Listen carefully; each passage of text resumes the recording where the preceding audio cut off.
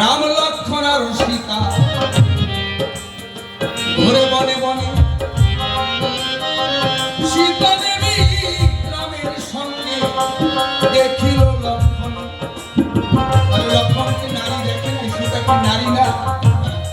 সীতা নারী, কিন্তু না। সীতা যখন হইল চুরি,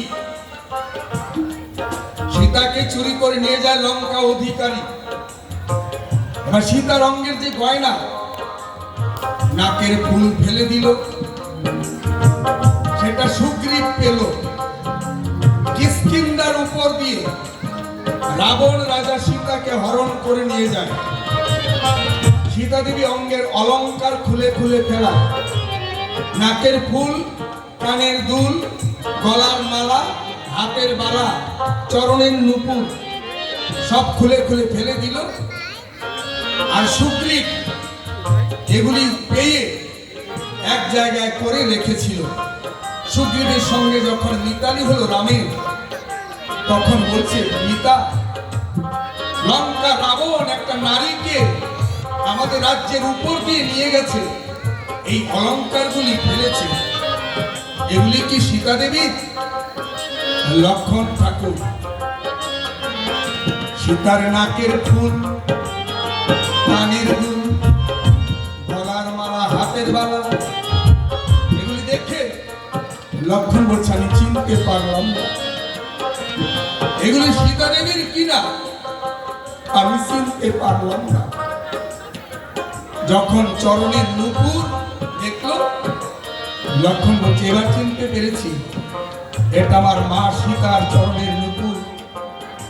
আমি প্রতিদিন যখন মা সীতাকে প্রণাম করতাম, তখন ওই নুপুর আমি দর্শন করতাম, কিন্তু আমি জীবনে মা সীতার বদন পানে কোনোদিন তাকাই নাই, অঙ্গ পানে কোনোদিন দেখি নাই।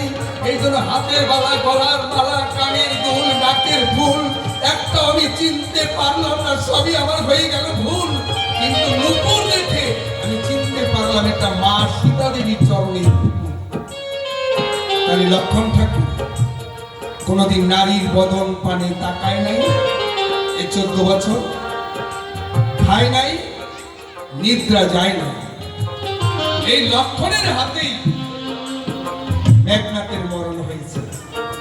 ওই যে যেমন চেয়েছিল বর, তাই লক্ষ্মণ ঠাকুর মেঘনাথকে পাঠিয়েছিল জমির ঘর।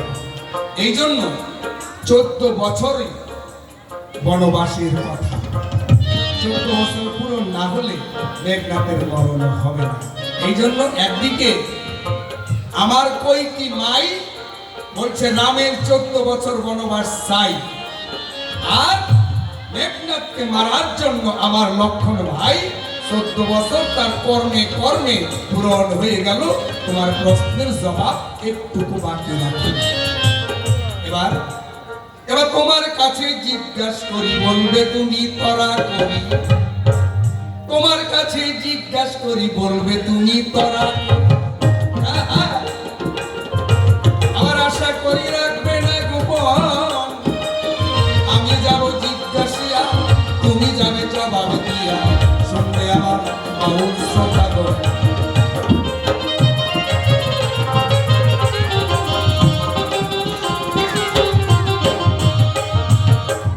আমি জানি তুমি পূর্ণ লক্ষ্মী সীতা। হে সীতা, তোমার কাছে আমার প্রশ্ন, যেদিন রাবণ বেটা তোমাকে করে হরণ, আমার যতটুকু জানা, আচ্ছা তুমি তো পূর্ণ লক্ষ্মী, তুমি যে বাক্য করতে সেটাই তো ফলতো। তুমি কেন একবারও বললে না রথ যাবি না? তাহলে রথ যাওয়ার ক্ষমতা ছিল না। তুমি কেন বললে না রথ থেমে যা, যাবি না? আর তুমি যদি ইচ্ছা করো, তাহলে ওই রাবণ কি করে তোমাকে নিতে পারে? আমার মনে মনে কয়, রাবণের সঙ্গে তুমি ইচ্ছা করেই গিয়েছ, তাহলে রাবণ তোমাকে হরণ করে নেওয়া সম্ভব নয়। আপনাদের তো অনেকেই জানা শতস্কন্ধ রাবণ। এই রাবণের তো 10টা মাথা, আরেক রাবণের 100 মাথা। ওই রাবণকে মেরেছে কে? ওই রাবণকে মেরেছে সীতা। রাবণ ধ্বংস করার পরে অযোধ্যায় বসে রাম গল্প করে, পাশা খেলে, আনন্দে পাশা খেলে, কিন্তু রাম পরাজয় হয়। বারবার সীতার জেদ, সীতা জিতে যায় কি? আমি কেন বারবার হারি? আমি এত বড় বীর, আমি রাবণকে মারি, আর এই তোমার সঙ্গে পাশা খেলায় আমি হারি। সীতা দেবী হাসছে আর বলছে, প্রভু রাম, আচ্ছা করে নাও, অসুবিধা নেই, হ্যাঁ তোমাদের করবো, তোমরা করো। সীতা দেবী হাসছে আর বলছে, প্রভু রাম, রাবণকে মেরেছ ঠিক, রাবণ যে আরো একটা আছে, আসতে একটু বড়। কি আরো রাবণ আছে? কোথায়? বলছে আহর লঙ্কায়। ওই রাবণের 100 মাথা। এই কথা শোনার পর রাম কয়, তুমি যে রান্না করেছ, রান্না খাবো পরে, আগে যাব অহর লঙ্কায়, রাবণকে মেরে ফিরে ঘরে, তারপর মনে আছে ভাবো তোমার হাতে রান্না খাবো। রাম লক্ষ্মণ হনুমান আর করে নেই দেরি, একবারে আহর লঙ্কায় চলে গেল তাড়াতাড়ি। সেইখানে গিয়ে দেখে বড় একটা ঘন্টা। এই ঘন্টা যদি বাজাতে পারে তাহলে ওই রাজ্যে প্রবেশ করতে পারবে। রাম ঘন্টা বাজাতে পারলো না, লক্ষ্মণও বাজাতে পারলো না। হনুমান কিন্তু রামের দোহাই দিয়ে জয় প্রভু রাম, জয় শ্রীরাম বলে ঘন্টা বাজিয়েছিল। এবার যুদ্ধ শুরু হলো। যে রথে চড়ে রাম লক্ষ্মণ হনুমান গেল, আহর লঙ্কার শতস্কন্ধ রাবণ এক বাণ মেরে একবারে রথ সহ অযোধ্যায় পাঠিয়ে দিল। রামচন্দ্র তো এই কি, আমি অযোধ্যায় কেন, আমি তো যুদ্ধ করতে গেলাম। কোথায়? আহর লঙ্কায়। আবার গেল, 2 বার পরাজয় হলো, 3 বার গিয়ে রাবণের সঙ্গে যুদ্ধ করতে করতে রামচন্দ্র অচেতন। এবার সীতা দেবী অসীতা রূপ ধারণ করে এক পা অযোধ্যায়, আরেক পা দিয়ে লঙ্কায় নিজে সেই রাবণকে করেছিল নিধন।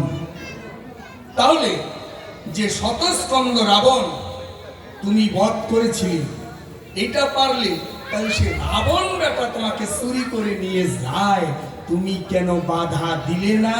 তুমি কেন ইচ্ছা করে তার কাছে গেলে? এর গোপন তত্ত্ব কি? এই আসরে আজকে যাবে একটু বলে প্রশ্ন একটা হল। 2 নাম্বার প্রশ্ন করতে চাই, হনুমান যখন তোমাকে খুঁজতে খুঁজতে লঙ্কায় গিয়েছিল অশোক বনে, গিয়ে পরিচয় দিল, আমি রামদাস, আমি হনুমান, আমি প্রভু রামের দাস, হে মা করো বিশ্বাস, আমি প্রভু রামের দাস। সীতা বলছে, কেমন করে বিশ্বাস করি? এটা তো রাক্ষসের পুরী, আমি কেমন করে বিশ্বাস করি? হনুমান তখন প্রভু রামের আংটি দেখাইছিল, দেখো তো এটা প্রভু রামের আংটি কিনা। তখন সীতা দেবী জানতে পারলো, সত্যি এটা তো প্রভু রামের আংটি, তাহলে আমি প্রভু রামের দাস। এখন তো হয়েছে বিশ্বাস, বিশ্বাস হলো।